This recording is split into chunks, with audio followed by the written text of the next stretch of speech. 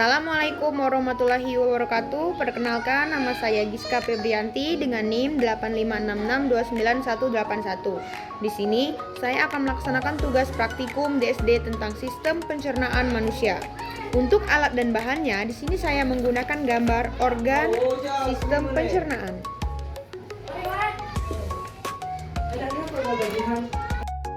Berikut ini gambar serta penjelasan tentang pencernaan organ makanan agar lebih jelas. Sistem pencernaan adalah kumpulan organ dan juga struktur yang bekerja bersama untuk memproses makanan, menyerap nutrisi, serta mengeluarkan zat sisa dari tubuh. Proses ini dimulai dari mulut, di mana makanan dikunyah dan bercampur dengan enzim dalam air liur. Lalu lanjut ke kerongkongan, lambung, usus halus, serta juga usus besar. Yang pertama ada mulut. Mulut adalah bagian awal dari saluran pencernaan pada manusia dan hewan yang berfungsi untuk mengunyah makanan, berbicara, serta juga sebagai tempat masuknya udara saat bernapas. Di dalam mulut ada gigi dan juga lidah. Gigi adalah struktur keras dalam mulut yang digunakan untuk memotong, mencabik, dan mengunyah makanan, sedangkan lidah, organ otot yang fleksibel, berperan dalam mengecap rasa, membantu, mengunyah, dan menelan makanan.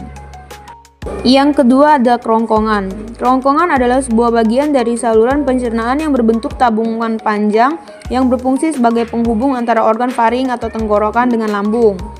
Di dalam kerongkongan terdapat lapisan otot yang berfungsi terdiri dari otot rangka di bagian atas dan otot polus di bawah untuk mendukung gerakan peristaltik. Yang kedua fungsi mukosa, sebuah lapisan paling dalam yang melindungi dinding dari sebuah gesekan dari makanan. Dan yang ketiga ada lambung. Lambung adalah organ berbentuk kantung yang merupakan bagian dari sistem pencernaan manusia. Lambung berfungsi sebagai tempat mencerna makanan secara mekanik dan juga secara kimiawi.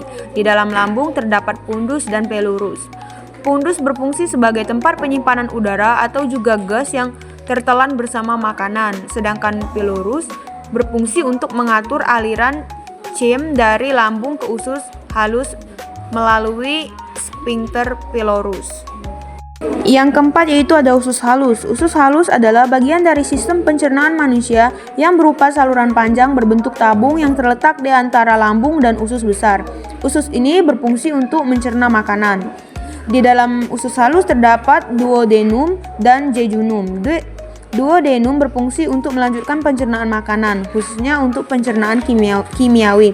Sedangkan jejunum berfungsi untuk menyerap sebagian besar nutrisi dari makanan yang sudah dicerna. Dan kelima yaitu ada usus besar. Usus besar adalah akhir dari saluran pencernaan manusia yang berfungsi untuk menyerap air dan juga elektrolit dari sisa makanan serta membentuk dan menyimpan fase sebelum dikeluarkan melalui anus. Di dalam usus besar terdapat kolon dan rektum. Kolon berfungsi untuk menyerap air dan garam dari sisa makanan serta membantu pembentukan fases. Sedangkan rektum berfungsi sebagai tempat penyimpanan sementara fase sebelum dikeluarkan melalui anus.